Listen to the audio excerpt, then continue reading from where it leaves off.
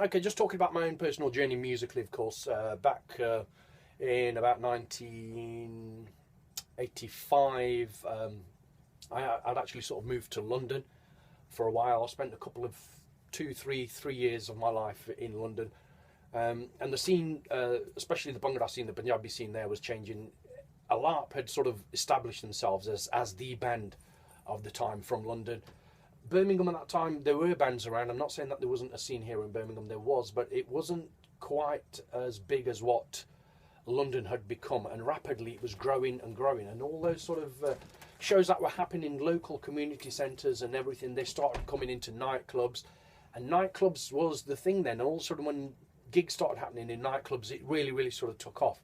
So a couple of the gigs I went to in London while I was there back in 1985 was one was at the Empire Ballroom, which featured a LARP, and the other was the Hippodrome, which featured Hira and Chirag Pachan performing together on the night. And the Hippodrome sort of was shaped up in such a way that the central stage itself actually was the dance floor.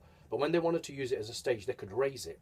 And right in the middle of the stage, it had another piece which dropped down to the changing rooms.